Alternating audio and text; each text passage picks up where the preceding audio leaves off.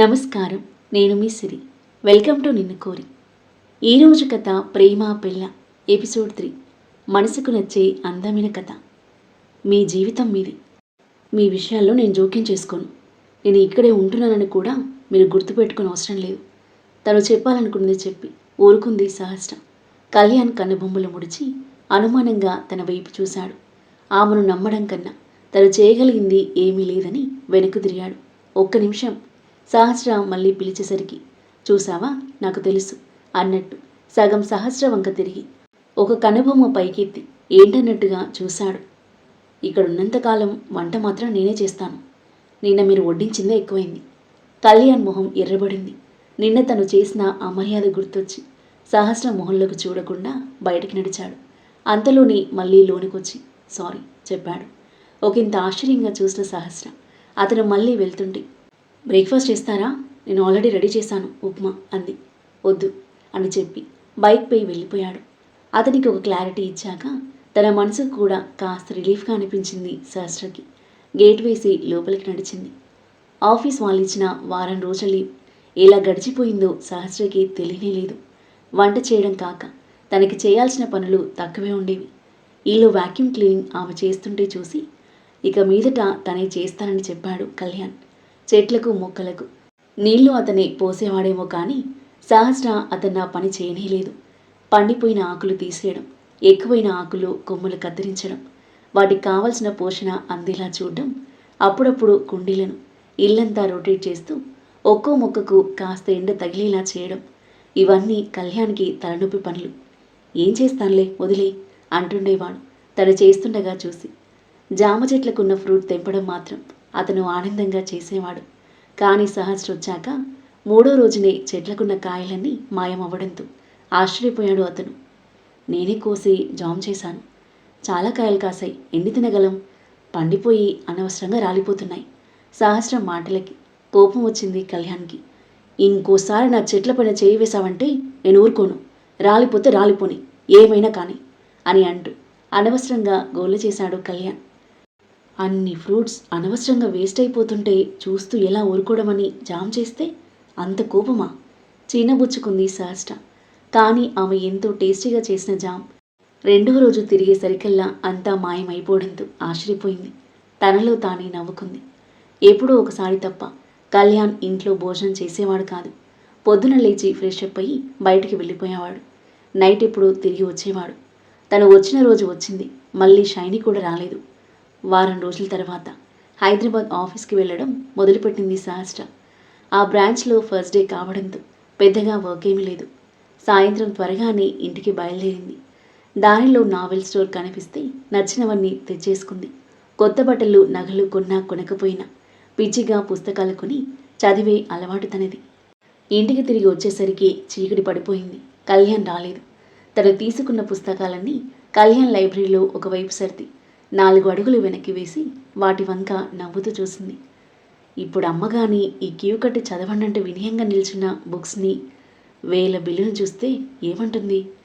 నీకు నచ్చిన చీరలు కొనుక్కోవి అని ఇచ్చిన డబ్బు ఇలా పుస్తకాలు దారిపోస్తావా?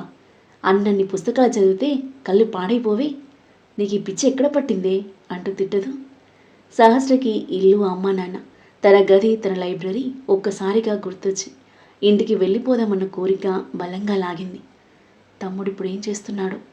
బామ్మ ఇప్పుడు తనను చూసి ఏమంటుందో? బయట గేట్ తీస్తున్న సౌండ్ వినిపించి ఆ గది దాటి బయటకొచ్చింది. కళ్యాణ్ ఒక చేత్తో బ్యాగ్, ఒక చేత్తో ఏవో ఫైల్స్ పట్టుకుని గేట్ తీసుకుని లోపలికొచ్చాడు.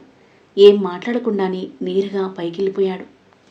సహస్ర చిన్నగా నిట్టూర్చి డోర్ వేసి బాచేసి వచ్చి వంట పూర్తి చేసింది. అప్పటికి కళ్యాణ్ కిందకి రాకపోయేసరికి తాను తినేసి వెళ్ళి తను తెచ్చుకున్న బుక్స్లో ఒకటి తీసి బెడ్పై వాలిపోయి చదువుతూనే నిద్రలోకి జారుకుంది. మరుసటి రోజు కూడా కళ్యాణ్ తను రెడీ అయ్యి కిందకొచ్చేసరికి ఆఫీస్కి వెళ్ళిపోయాడు. సాయంత్రం తను వచ్చాక ఎప్పుడుకో వచ్చి రూమ్లో దూరిపోయాడు. ఆమెకు ఆఫీస్ పని ఇంటికి తెచ్చుకొని పూర్తి చేసే అలవాటు లేదు. అవసరం ఉంటే అక్కడే 1 గంట ఉంటుంది, లేదంటే తర్వాతి రోజు గంట ముందు వెళ్తుంది ఆఫీస్కి. కానీ ఆమె వచ్చిన ఈ వారం రోజుల నుండి చూస్తుంది కళ్యాణ్ ఇంట్లో ఉన్నంతసేపు గదిలో నుండి బయటికి రాకుండా ఏం చేస్తున్నాడు తనకు అర్థం కావట్లేదు. సహస్ర ఎవరైనా తనతో మాట్లాడకపోయినా ఏమాత్రం ఫీల్ అవ్వదు. కానీ వేళకి తిండి తినకుండా, సమయానికి నిద్రపోకుండా ఉండే వాళ్ళని చూస్తే మాత్రం బాధపడుతుంది, కోపగించుకుంటుంది. ఇంకొకళ్ళెవరికైనా ఏమైనా చెప్పొచ్చు కానీ కళ్యాణ్ తను చెప్పినా ఏం పట్టించుకోడు. టైంకి ఏదో ఒకటి పొట్టులో పడకపోతే ఆమె ఆగలేదు. 10 గంటలు మ్యాక్సిమం దాటిందంటే ఒక్క క్షణం కూడా మేలుకొని ఉండలేదు. నాజూగ్గా 4 మెతుకులు తినడం, అర్ధరాత్రి దాటేదాకా మేలుకుండి ఫోన్తో కాలక్షేపం చేస్తూ పొద్దున్నంతా నిద్రపోవడం అంటే ఆమెకు అసహ్యం. వేళకి తప్పకుండా భోజనం చేసి నిద్రపోతే ఆరోగ్యాలు ఎందుకు పాడవుతాయి? జుట్టుకి స్కిన్కి గ్లో వచ్చి కళ్ళు మెరుస్తూ ఆరోగ్యంగా ఉండాలి అంటే ఇంత ఈజీ చిట్కా చేతిలో పెట్టుకుని బ్యూటీ పార్లర్ల చుట్టూ ఎందుకు తిరుగుతారు? ఇంకా తనని చూసి నవ్వుతారు. తినకపోవడం చూసుకుని సిగ్గుపడాలి కానీ తింటున్నామని సిగ్గుపడడం ఎందుకు అని అనుకుంటూ లేచి టీవీ ఆఫ్ చేసింది. స్పెషల్గా ఏదైనా స్వీట్ తినాలి అనిపించింది. వెంటనే కిచెన్లోకి కదిలి కేక్ చేయడంలో నిమగ్నమైంది. కేక్ ప్రిపేర్ చేసి పెట్టి భోజనం చేసింది. కిచెన్ క్లీన్ చేసి మళ్ళీ హాల్లోకి వచ్చింది. అంత పెద్ద ఇల్లున్నా మాట్లాడడానికి ఒక మనిషి కూడా లేరు. కాసేపు ఊరికనే ఇల్లంతా పచాలు చేసింది. గార్డెన్లో కళ్ళు మూసుకుని కాసేపు రిలాక్స్ అయ్యి లోపలికి వచ్చేసరికి కళ్యాణ్ చేసిన వంటలు మూతలు తీసి చూస్తున్నాడు. కిచెన్లోకి వెళ్ళి తను చేసిన కేక్ అతని పక్కన పెట్టి మూత తీసింది. చూస్తూనే కళ్యాణ్ చిన్నగా నవ్వాడు. థ్యాంక్స్, నువ్వే చేశావా అని అన్నాడు. మొదటిసారి తన ముందు అతను నవ్వడం చిన్నపాటి షాక్ సహస్రకి. చిన్నగా తలూపింది. పర్లేదు, అన్ని వంటలు బాగానే వచ్చు నీకు, షైనికి వంటలేం రావు అని చెప్పాడు కళ్యాణ్ తింటూ. అలాగా అన్నట్టు మౌనంగా వింటూ అతని ఎదురుగా కూర్చుంది. కనీసం తినడం కూడా సరిగ్గా రాదు. తను కర్రీస్ ఏం తినదు, కొత్త డిషెస్ ట్రై చేయదు. కేక్లు, ఐస్ క్రీమ్లు, చాక్లెట్లు, కాఫీలు ఇవే ఎక్కువ. కళ్యాణ్ మధ్యలో చెప్పడం ఆపేశాడు. ఎదురుగా ఉన్న ప్లేట్లోకి చూస్తుండిపోయాడు. సహస్రకి నవ్వొచ్చింది. ఇవాళ తనే అనుకుంది. అన్నం కర్రీస్ గురించి ఆలోచించింది. కళ్యాణ్ కూడానన్నమాట. ఒకే విషయం గురించి దాదాపు ఒకే సమయంలో ఇద్దరు ఆలోచిస్తున్నారంటే వాళ్ళిద్దరి ఆలోచనలు ఒకే వేవ్ లెంత్లో ఉన్నట్టని కదా అర్థం. హఠాత్తుగా కళ్యాణ్ అతని లెవెల్ వదిలేసి తన వేవ్ లెంత్లో పడ్డాడేమిటి అని అతని అనుమానంగా చూస్తుండగాని కళ్యాణ్ ఉన్నట్టుండి తలెత్తాడు. సహస్ర నవ్వుతుండడం చూసి అసహనంగా మొహం పెట్టుకుని ఎందుకు నవ్వుతున్నావు అని అడిగాడు. ఏం లేదు, మీరు నాతో ఏదైనా చెప్పాలా అని అడిగింది. నీకెలా తెలుసు? అతను ఆశ్చర్యపోయాడు. మీరు నాతో ఇంతకు ముందెప్పుడు ఇంతసేపు మాట్లాడలేదు అంది. కళ్యాణ్ చాలాసేపు నిశ్శబ్దంగా ఉండిపోయాడు. సహస్ర దాన్ని భంగపరచడానికి తనంత తానుగా ఏ ప్రయత్నం చేయలేదు. మా ఎండి రేపు వాళ్ళ ఇంటికి భోజనానికి పిలిచాడు అని చెప్పాడు కళ్యాణ్ మెల్లిగా. నిన్ను తప్పకుండా తీసుకురమ్మని చెప్పాడు. నీకు రేపు ఈవినింగ్ వేరే పనులు లేకపోతే నాతో వస్తావా అడిగాడు ఆమె వైపు చూస్తూ. వస్తాను అంది సహస్ర క్షణం ఆలోచించి. థ్యాంక్స్, 7 వరకు రెడీ అవ్వాలి, రెడీ అయి ఉండు. అలాగే. అతను ఇంకేం అనలేదు. నేను వెళ్ళనా? హా. సహస్ర నిశ్శబ్దంగా తన గదిలోకి నడిచింది. మరుసటి రోజు సాయంత్రం సహస్ర నిలువుటద్దం ముందు నిలబడి తన ప్రతిబింబం పదే పదే చూసుకుంది. సిల్వర్ జరీ బార్డర్ ఉన్న లైట్ బ్లూ కలర్ పట్టు చీర చూడగానే మనసు పడి కొనుక్కుంది. ఆ చీర కట్టుకుంటే తానెంత అందంగా ఉంటుందో గంట కిందటి వరకు ఊహించలేదు. సన్నగా నాజుగ్గా ఉన్న నడుముని, 5.5 అడుగుల పొడవుని ఆ చీర నొక్కి చెప్తున్నది. తెల్లగా కనిపిస్తున్న మెల్లు, నల్ల పూసలు నిరాడంబరంగా ఉంటూనే ఆమె సొగసును చాటి చెప్తున్నాయి. కుడి చేతికి డిజైన్లేం లేకుండా ప్లెయిన్గా ఉన్న ఒకే ఒక గోల్డ్ బ్యాంగిల్ ఆమె చర్మం పైన కాంతులీనుతుంది. ఎడమ చేతికి పెట్టుకున్న గోల్డ్ స్టాప్ ఉన్న టైటాన్ వాచ్ వంక కోపంగా చూసింది. 7 కావస్తున్నా కళ్యాణ్ ఇంకా ఎందుకు రాలేదు? సహస్ర కింద పెదవి కొరుకుతూ అద్దంలో తన ప్రతిరూపంతో మాట్లాడింది. కిటికీలో నుండి ఒక్కసారి వచ్చిన గాలి ఆమె జుట్టును చిందరవందర చేసింది. కళ్ళ మీద పడ్డ ముంగుర్లను వెనక్కి తోసి జడ ముందుకు వేసుకుని తనని తాను చూసుకుంది. కింద పెదవిని ఓసారి మునిపంట నొక్కి తర్వాత పెదవుల్ని నాలుకతో తడిచేసి చూసింది. అవి దొండపండులా ఎర్రగా మెరుస్తున్నాయి. కాటుక పెట్టనక్కర్లేదనుకుంటా. నల్లటి కలవరేకులా మెరుస్తున్న కళ్ళను చూసుకుంటూ అనుకుని మస్కారా పెట్టి నుదుటిన స్టిక్కర్ సింధూరం పెట్టుకుని జుత్తు వెనక్కి తోసి ఒక అడుగు వెనక్కి వేసి నిల్చుంది. మళ్ళీ ఓసారి టైం చూసింది. 7 అయిపోయింది. కళ్యాణ్ ఇంకా ఎందుకు రాలేదు? ఆమెకు సడన్గా ఒక అనుమానం వచ్చింది. ఒకవేళ కళ్యాణ్ తనని ఫూల్ని చేయడానికి ఈ నాటకం ఆడలేదు కదా? ఆలోచన రాగానే సహస్ర కళ్ళలో నీళ్లు తిరిగాయి. అదే నిజమైతే తనంత పెద్ద ఇడియట్ ఇంకెవరు ఉండరేమో. తనింత తయారైంది పిచ్చిదానిలో నవ్వులో పాలవడానికి కాదు కదా. ఈ మధ్య తన బుర్ర ఎందుకు ఏమాత్రం పనిచేయట్లేదు? అసలు ఈ ఆలోచన తన గంట క్రితం ఎందుకు రాలేదు? కళ్యాణ్ షైని నిజంగా నాతో ఆడుకోవట్లేదు కదా? దేవుడా! ఒకసారి కళ్ళు మూసుకుంది. అంతలోని బైక్ సౌండ్ వినిపించి చెక్మని కళ్ళు తెరిచింది. అది కళ్యాణ్ పైకి, డౌటే లేదు. వారం రోజులుగా తను దాని శబ్దానికి అలవాటు పడింది. కిటికీ దగ్గరికి నడిచి బయటికి చూసింది. బైక్ ఆపి గేట్ తీసుకుని లోనికొస్తున్నాడు. సహస్ర ఓ కంగలు అద్దం ముందుకు చేరి ఒక చూపుతో అశాంతం పరికించుకుంది. కళ్ళకు మస్కారా వేసున్నట్టుడను ఒక్కటే ఎక్స్ట్రాగా అనిపించింది. కళ్యాణ్ రాకపోతే తనకది ఎలాంటి అవమానమో ఊహించిన క్షణంలో తన కళ్ళలో తిరిగిన నీళ్ల వల్ల కనురెప్పల వెంట్రుకలు ఇంకా ఎక్కువగా వంపు తిరిగి స్టిఫ్గా సైనికుల్లా కళ్ళ చుట్టుపరుచుకుని నిల్చున్నాయి. దీర్ఘంగా శ్వాస తీసుకుని మెట్ల నుండి కిందకి పరిగెత్తింది.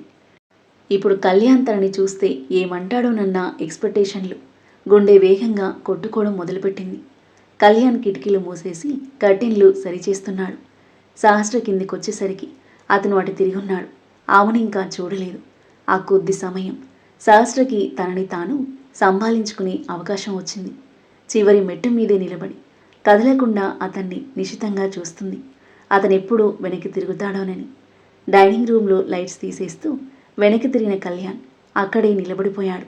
తను చేయబోయిన పని మర్చిపోయి చేయి గాల్లోనే ఉంచి ఆమెని చూస్తుండిపోయాడు. ఒక్క క్షణమే అసలు అలా జరిగిందా అని సహస్రకి ఆ తర్వాత అనుమానం కలిగింత తక్కువసేపు. ఒక్క రెప్పపాటు కాలం. మరుక్షణంలోని కళ్యాణ్ నొసలు చిట్లించాడు. మనం వెళ్తున్నది ఇన్ఫార్మల్ డిన్నర్కి, ప్యాషన్ పెరడ్కి కాదు. మా ఎండి ఫ్యామిలీ తప్ప ఎవరు ఉండరక్కడ. ఇంత అలంకరించుకొని తయారవ్వక్కర్లేదు అన్నాడు విసురుగా. అతని మాటలకు చిన్నబుచ్చుకుంది సహస్ర. అయితే చీర మార్చుకుని రానా అంది. టైం లేదు కొట్టినట్లే చెప్పి స్విచ్ను ఫట్మనిపించి లైట్ ఆఫ్ చేసి హాల్ దాటి వెళ్ళిపోయాడు కళ్యాణ్. మౌనంగా అతని వెనకాల కదిలింది. తను రాగానే బైక్ స్టార్ట్ చేస్తూ, మా కంపెనీ గురించిన ఒక ముఖ్యమైన ప్రాజెక్ట్ చాలా కష్టపడి సక్సెస్ఫుల్గా ఫినిష్ చేశాను, డెడ్లైన్ లోపే. దానివల్ల నాకు మేనేజర్ ప్రమోషన్ వచ్చే ఛాన్స్ ఉంది. కానీ మా ఎండి దాని గురించి ఏం మాట్లాడకుండా నిన్ను డిన్నర్కి తీసుకురమ్మని ఇన్వైట్ చేశాడు. బహుశా ఆ విషయం ఇప్పుడు ప్రస్తావిస్తాడేమో. ఈ సమయంలో ఆయన అఫెండ్ చేయడం నాకు ఇష్టం లేదు. అందుకే ఆయన మాట కాదనక నేను తీసుకెళ్తున్నాను. ఆమె వైపు చూడకుండా రోడ్డు వైపు చూస్తూ చెప్పాడు. సహస్ర ఏం మాట్లాడలేదు. కళ్యాణ్ బైక్ స్టార్ట్ చేయగా వెనుక సీట్పై కూర్చుంది. ఇంతకీ అతనిచ్చిన ఆ స్పీచ్కి అర్థమేంటి? నిన్ను తీసుకెళ్లడం నాకు ఇష్టం లేదని చెప్పడమేగా. ముందున్న అతని వీపుని చూస్తూ తనలో తాను అనుకుంది సహస్ర. కొంచెం బక్కగా ఉన్నాడు. తిండి సరిగ్గా తినే అలవాటే లేదుగా. సమయానికి సరిగ్గా తినకుండా శరీరం గురించి పట్టించుకోకుండా ఇలాగే ఉంటే ఇంకో 10 ఏళ్ళకి అతనికి బొజ్జ కూడా వస్తుంది. సహస్ర నవ్వుకుంది సౌండ్ బయటికి రాకుండా. కళ్యాణ్ ఆమెను గమనించట్లేదు. రోడ్డు వంక చూస్తూ ట్రాఫిక్ని తప్పించుకుని సాధ్యమైనంత స్పీడ్గా వెళ్ళాలని ధ్యాసలో ఉన్నాడు. ఓ 20 నిమిషాలకు కొద్దిగా నిర్మానుష్యంగా ఉన్న వీధిగుండా తీసుకెళ్లి ఒక పెద్ద గేటు ముందు ఆపాడు. సహస్ర బైక్ దిగి ముందుకెళ్ళి గేట్ తీసింది. ఈలోగా తోటమాలి తొందరగా లోపల నుండొచ్చి సహస్రని మర్యాదగా చూసి బైక్ తీసుకుని లోపలికొస్తున్న కళ్యాణ్కి దారిచ్చి వినయంగా పక్కకు తొలగి నిల్చున్నాడు. బైక్ పార్క్ చేసి సహస్రతో పాటు ఇంటివైపు నడిచాడు కళ్యాణ్. అప్పటికే గుమ్మంలో నిలబడి వాళ్ళని చూస్తున్నారు కళ్యాణ్ బాస్, ఆయన భార్య. సహస్రని చూస్తూనే నవ్వుతూ చేతులు చాచి సహస్ర చేతులు పట్టుకుంది బాస్ భార్య. గుడ్ ఈవినింగ్ సార్ అని ఎండీని విష్ చేసి గుడ్ ఈవినింగ్ మేడం అంటూ బాస్ భార్య రేవతికి విష్ చేసి ఈమె నా భార్య సహస్ర అని చెప్పాడు. భార్య అన్న మాటను ఈజీగా ఎంతో కాలంగా అలవాటైన విషయంలా తను మొట్టమొదటిసారి అనగలగడం కళ్యాణ్కు ఆశ్చర్యంగా అనిపించింది. కారణం లేకుండానే అతని గుండె ఒక బీట్ స్కిప్ చేసి మళ్ళీ మామూలుగా కొట్టుకోసాగింది. సహస్రనా, చూడ చక్కగా ఉంది అంటూ వాళ్ళు సహస్రని పరిశీలనగా చూస్తుంటే కళ్యాణ్ వాళ్ళెవరూ చూడకుండా ఆమె మొహంలోకి ఓరకంట చూశాడు. సహస్ర నవ్వుతూ మాట్లాడుతుంది వాళ్ళతో. మొదటిసారి తను అన్న భార్య అన్న మాట మొదటిసారి విన్నా ఆమె పైన ఎలాంటి ప్రభావం చూపినట్టుగా అనిపించలేదు కళ్యాణ్కి. చాలా నార్మల్గా ఉంది. చిరునవ్వుతూ మాట్లాడుతూ వాళ్ళ వెంట లోనికి నడిచింది. వాళ్ళ మొహాలు చూస్తే అర్థమవుతుంది కళ్యాణ్కి సహస్ర వాళ్ళకి బాగా నచ్చిందని. కళ్యాణ్కి కోపం వచ్చింది. 2 సార్లు రాఘవరత్న షైనీని తనతో పాటు చూశాడు. కానీ చూసిన ప్రతిసారి అతని మొహం చిట్లించాడు. కనీసం ఆమె ఏమనుకుంటుందోనని అనుకోకుండా. అందరూ సహస్రలా ఉండమంటే ఉండలేరు కదా అనుకుంటూ వాళ్ళ వెనుక లోపలి కదిలాడు. రాఘవరత్న ఇల్లు చాలా విశాలంగా ఉంది. ఇల్లు కాదు, భవంతి అనాలేమో. ఎటు చూసినా ఐశ్వర్యం, అభిరుచి కనిపిస్తున్నాయి. తాము నిల్చున్న హాలుకడి చాలు ఆ విషయం తెలియజేయడానికి. సహస్రలో అంతర్గతంగా ఇంటీరియర్ డిజైనర్ మనసు ఆ గదిలోని ప్రతి అంశాన్ని క్రిటికల్గా పరికించి దాన్ని ఇంకా ఎలా ఇంప్రూవ్ చేయవచ్చు అంచనాలు కట్టి లెక్కలు వేస్తుంది. అవ్వా సహస్ర, మా ఇల్లు నచ్చిందమ్మా నీకు అని అడిగాడు రాఘవరత్న. నవ్వుతోనే సమాధానం చెప్పింది సహస్ర. ఇదిగో నా కొడుకు గౌతమ్ ఒక పక్కగా నిలబడి సహస్రని చూస్తున్న 25 యువకుని ఆయన సహస్రకి పరిచయం చేశాడు. గదిని పరిశీలించడంలో పడి ఆమె అతని రాకను అసలు గమనించనే లేదు. ఎంతసేపటి నుండి తననలా చూస్తున్నాడు. మా కళ్యాణ్ పెళ్లి చేసుకున్నాడని విన్నాను, కానీ ఇంత అందమైన లక్షణమైన అమ్మాయిని చేసుకుంటాడని కలలో కూడా అనుకోలేదు. ఏమంటావు గౌతమ్ అన్నాడు కొడుకు వైపు తిరిగి. కరెక్ట్ డాడ్, షీఈ్ సో బ్యూటిఫుల్ సహస్రను రెప్ప వేయకుండా చూస్తూ మృదువైన స్వరంతో అన్నాడు గౌతమ్. గౌతమ్ మాటలకు సహస్ర ఒకంత సిగ్గుతో తలదించుకుంటే కళ్యాణ్ దిగున తల తిప్పి గౌతమ్ వైపు షార్ప్ లుక్ ఇచ్చాడు. ఆ తర్వాత ఏం జరగబోతుంది? కళ్యాణ్ బాస్ ఇంట్లో ఎలాంటి ఆసక్తికర సన్నివేశాలు చోటు చేసుకోబోతున్నాయి? గౌతమ్ ఎంట్రీ కళ్యాణ్ సహస్రల జీవితాలను ఏ మలుపు తిప్పబోతుంది? అద్భుతమైన కథనంతో ఇంట్రెస్టింగ్గా సాగి ఈ కథ యొక్క నెక్స్ట్ ఎపిసోడ్ కోసం మన నెక్స్ట్ వీడియో చూడండి. కథ నచ్చితే లైక్ చేయండి. ఈ కథ మీకు ఎలా అనిపించిందో మీ అభిప్రాయాన్ని కామెంట్ చేయండి. ఇంకా ఇలాంటి ఇంట్రెస్టింగ్ స్టోరీస్ కోసం మన ఛానల్ని సబ్స్క్రైబ్ చేయండి. Thank you for listening.